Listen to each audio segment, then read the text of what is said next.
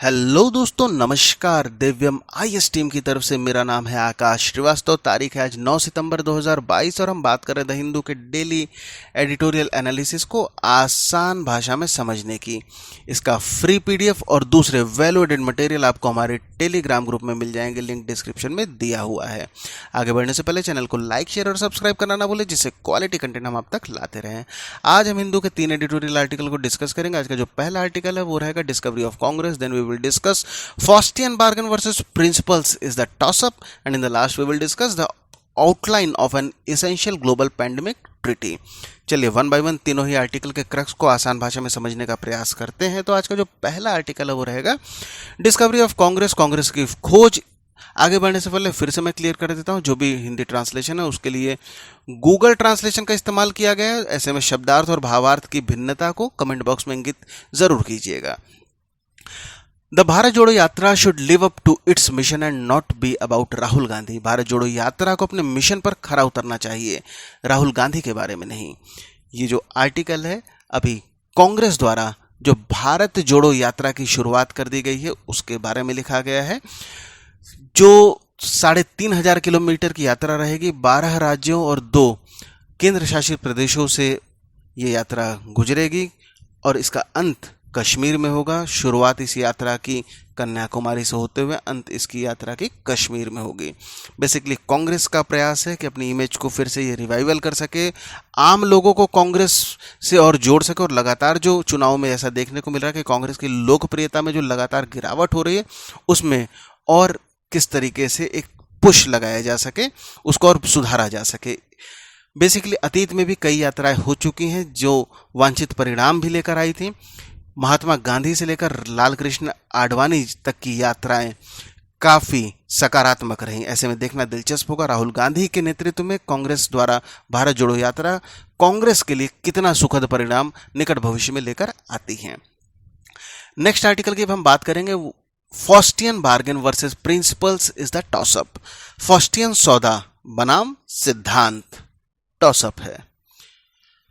Politicians in India need to ask themselves whether ethics are more important than gain now, domination forever। Bharat के राजनेताओं को खुद से पूछने की जरूरत है कि क्या नैतिकता अब लाभ अथवा अभी लाभ हमेशा के लिए बदनामी से ज्यादा महत्वपूर्ण है।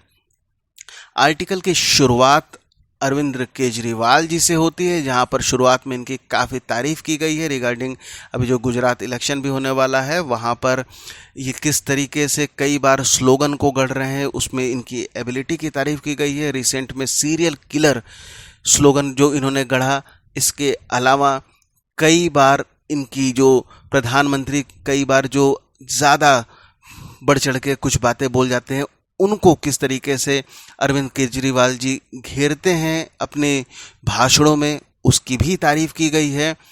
और इन सब के अलावा जो मीडिया में किस तरीके से अटेंशन पाना होता है एक पॉलिटिशियंस को, उसको भी ये बाखूबी समझते हैं। और इन सब के माध्यम से आम आदमी पार्टी को गुजरात इलेक्शन में भारतीय जनता पार्टी के सीधे टक्कर में या एकमात्र प्रतिद्वंदी के रूप में ये फोरकास्ट करना चाहते हैं, उसमें भी इनको सफलताएं मिल रही हैं। इन सब बातों की तारीफ की जा रही है, पर उसी में आगे चल के इनकी आलोचना इस बात पर होती है कि अभी रिसेंटली बिल्किस बानो केस में जो 11 कन्विक्ट उनको गुजरात सरकार द्वारा छोड़ दिया जाता है और बाहर निकलने पर इनका भव्य स्वागत भी होता है। और पूरे प्रकरण में अरविंद केजरीवाल बिल्कुल इन्होंने खामोश रुख कर अपना लिया या पूरे प्रकरण पर इन्होंने चुप्पी साध ली। इसकी आर्टिकल में कड़ी आलोचना भी की गई है।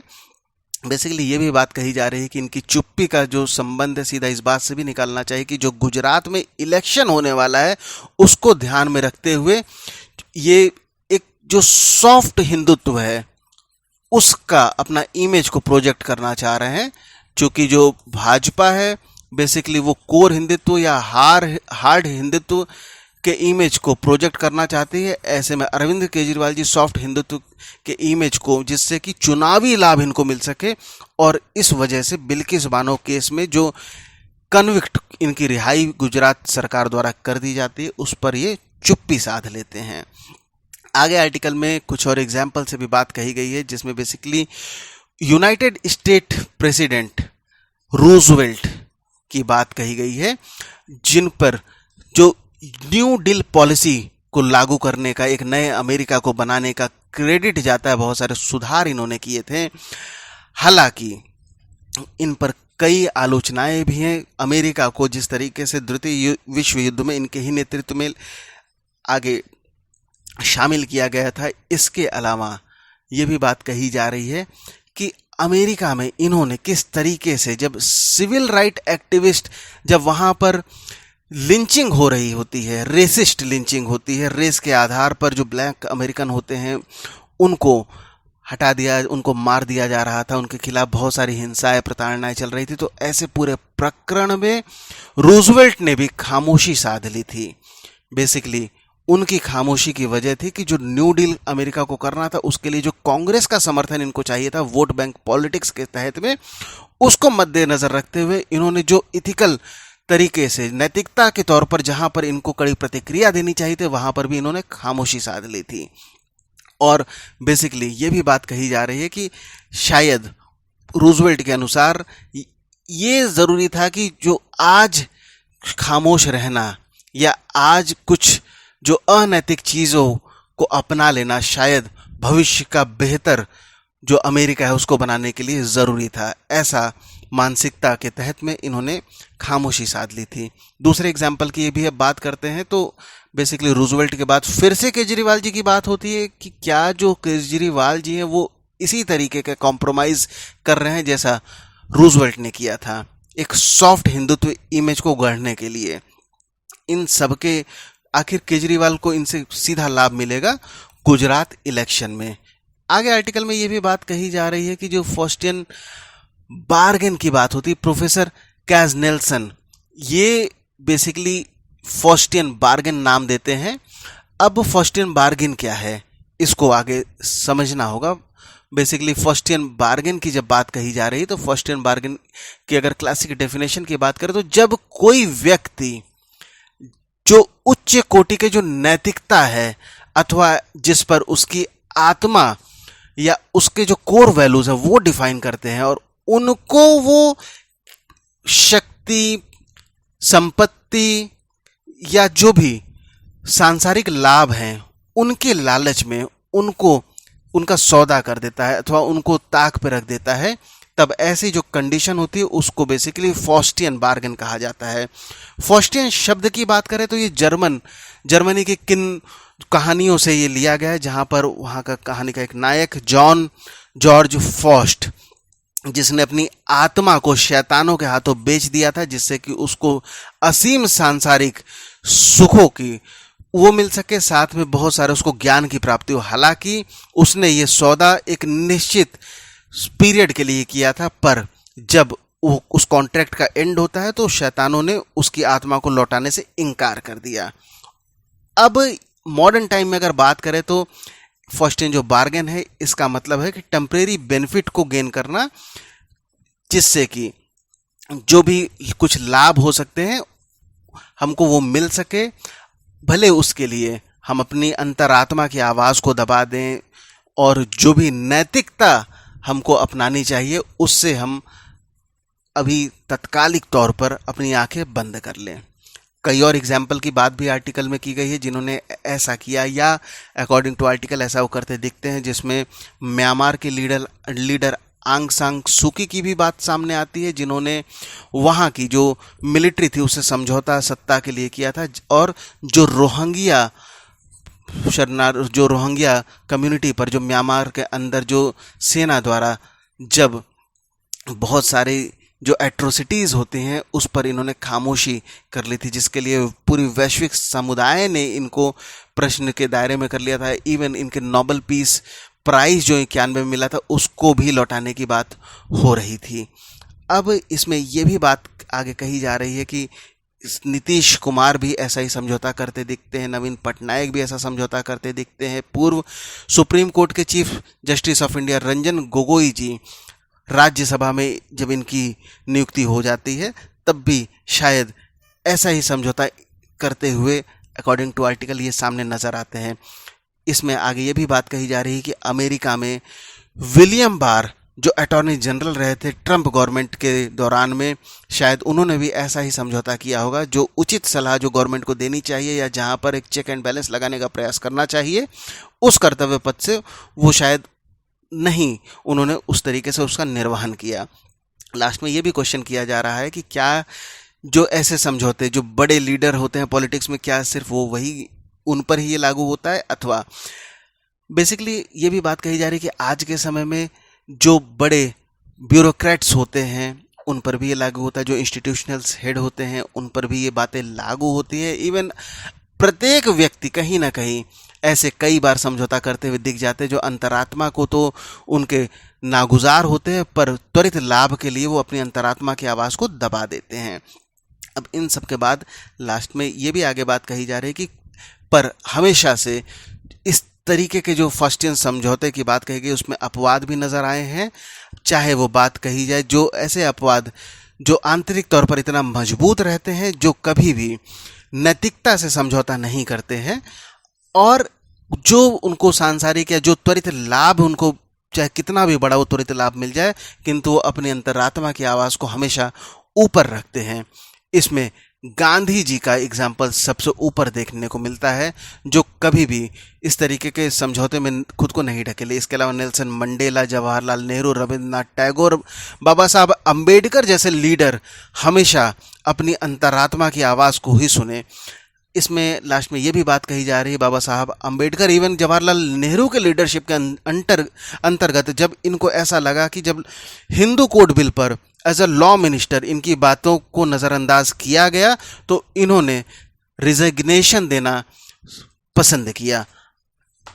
अब ये इस बात को दर्शाता है कि किस तरीके से इन्होंने अपना जो प्रिंसिपल पोजीशन था उसको बनाए रखा, अपनी अंतरात्मा की आवाज़ को बचा कर रखा। अंत में ये भी कहा गया है कि क्या आज की जो राजनीति है वो इतनी आगे निकल चुकी है कि उसको अपनी अंतरात्मा की आवाज़ नहीं सुनाई देती है, अथवा जो त्वरित लाभ होता है उसके लिए अंतरात्मा की आवाज़ दबाने के लिए जो भी राजनेता हैं उनको ज़रा भी वक्त नहीं लगता है।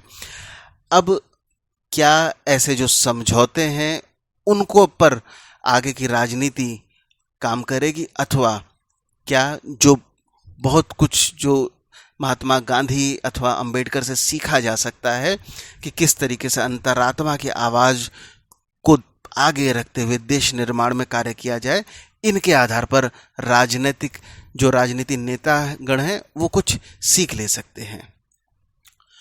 दोस्तों अब नेक्स्ट आर्टिकल की हम बात करेंगे, the outline of N essential global pandemic treaty. Basically ये जो आर्टिकल बात कर रहा है कि एक आवश्यक वैश्विक महामारी संधि की रूपरेखा, treaty under the umbrella of World Health Organization would build coherence and avoid fragmentation. विश्व स्वास्थ्य संगठन की छत्र छाया में एक संधि सामंजस्य का निर्माण करेगी और विखंडन से बचेगी। आर्टिकल में बात कही गई है कि किस तरीके से अभी जो कोविड पैंडेमिक आई थी उसने बहुत सारी जो भ्रांतियां थी उनको तोड़ के रख दिया। जो लगभग पिछले 100 साल में सबसे बड़ी आपदा के रूप में दुनिया के सामने आई, जिसमें लगभग 18 मिलियन से ज़्यादा लोगों ने अपनी जान गंवा दी, जो कि द्वितीय विश्व युद्ध के बाद सबसे बड़ी संख्या के रूप में सामने आती है। इन सब के अलावा लगभग 120 मिलियन लोग एक्सट्रीम पॉवर्टी में ढकेल दिए गए। इन सब के साथ में जो पूरा विश्व है आज रिसेशन के मुहाने पे आकर खड़ा हो गया है। ऐसे में इस बात को शायद अब लोग समझने लग गए हैं, अथवा समझने की ज़रूरत आ गई है कि कोई भी व्यक्ति तब तक सुरक्षित नहीं है जब तक प्रत्येक व्यक्ति सुरक्षित न हो जाए। इसमें अब ये भी बात कही जा रही है कि कोविड महामारी में किस तरीके से जो हेल्थ केयर सिस्टम था उस पर दबाव काफ़ी ज़्यादा बढ़ गया था, और ऐसे में जो प्रत्येक विश्व अपनी जो हेल्थ केयर सिस्टम है उसको और ज़्यादा सुधारने की ज़रूरत को समझ रहा था। और ऐसे में जो विकसित राष्ट्र हैं अथवा जिनके पास ज़्यादा पैसे हैं वो उस क्षेत्र में काफ़ी हद तक उनको सफलताएं भी मिली। अब इसमें आगे ये भी बात कही जा रही है कि हाल फिलहाल में मंकी पॉक्स को भी public health emergency of international concern category की बीमारी के रूप में WHO द्वारा घोषित कर दिया गया, जिसमें लगभग 80 देशों से 32,000 केस लगभग अगस्त 2022 तक देखे जा चुके हैं। ऐसे में ये भी बात कही जा रही है कि जो हाई इनकम इकॉनमी होते हैं वो आज भी अपनी कोविड-19 जो बीमारी का जो दुष्प्रभाव था उससे उबरने में लगे हुए हैं, और उसके अलावा जो मिडिल और जो लो इनकम कंट्री हैं उनमें जो भी समस्या आई थी उससे वो उन पूरी अर्थव्यवस्था जैसे चरमरा सी गई है। और ऐसे में ये भी देखा गया कि जो फार्मा सेक्टर की जो कुछ मोनोपोली कंपनी उस समय थी, फाइजर हो गई, बायोनटेक हो गई, इसके अलावा मॉडर्ना जैसी कंपनी, इन्होंने बहुत तगड़ा मुनाफा भी कमाया। लगभग $1,000 प्रति सेकंड इनका मुनाफा पहुंच गया था जब कोविड बीमारी पीक पर थी। बावजूद इसके मार्च 2022 तक लो इनकम कंट्री की बात करें तो मात्र 3% वहाँ की जो पॉपुलेशन है उसको जो कोविड वैक्सीन है उसकी पहली डोज लग चुकी है। बावजूद इसके अगर हम हाई इनकम कंट्री की बात करते हैं तो वहाँ पर ये जो प्रतिशत है लगभग 60% से ऊपर पहुँच जाता है।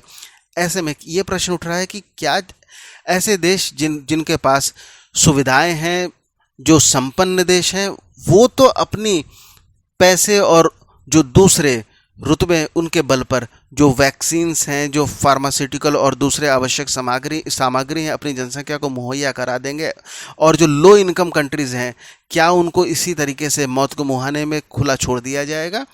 बेसिकली WHO ये भी बात कह रहा है कि अब चूंकि जो बैक ऑफ द क्यू अथवा जो पंक्ति होती है उसके अंतिम सिरे में जो लीस्ट डेवलप्ड कंट्री है वहाँ की जो जनसंख्या है वो पहुँच चुकी है जब वैक्सीन की बात कही जा रही है। ऐसे में ये भी बात कही जा रही है कि जब दुनिया के जो शीर्ष लीडर्स थे उन्होंने जब ये प्लेज किया कि लगभग 7.4 बिलियन जो यूरो है उसको ये फंड रेज करके जो डेवलपिंग जो कोरोना वायरस वैक्सीन है उसको बनाया जाएगा।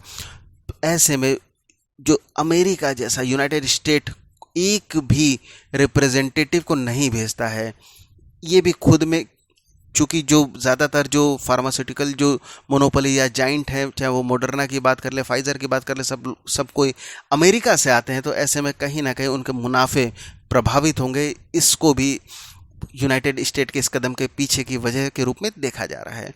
इन सब के बाद में ऐसे में WHO और जो वर्ल्ड हेल्थ असेंबली के द्वारा एक जो प्रस्ताव लाया जाता है जिसमें ग्लोबल पेंडेमिक ट्रीटी की बात कही जाती है वो खुद में काफ़ी इम्पोर्टेंट हो जाता है, क्योंकि यदि ग्लोबल पेंडेमिक ट्रीटी होगी तो उससे जो दुनिया है वो भविष्य में यदि कोई भी ऐसी आपदा आती है तो उससे और ज़्यादा सुरक्षित रहेगी। साथ में पूरी दुनिया को एक एज अ टीम डील करने में मदद मिलेगी। एक मिली जुली सब कोई पूरी विश्व के जो विभिन्न जो देश है एक मिला जुला प्रयत्न करेंगे, एकजुट होकर प्रयत्न करेंगे कि जो भी पेंडेमिक आती है उसे किस तरीके से निपटा जा सके। भारत के रोल की बात कही जा रही है तो दुनिया में जब वैक्सीन निर्माण की बात आती है तो भारत का हिस्सा 60% के आसपास होता है।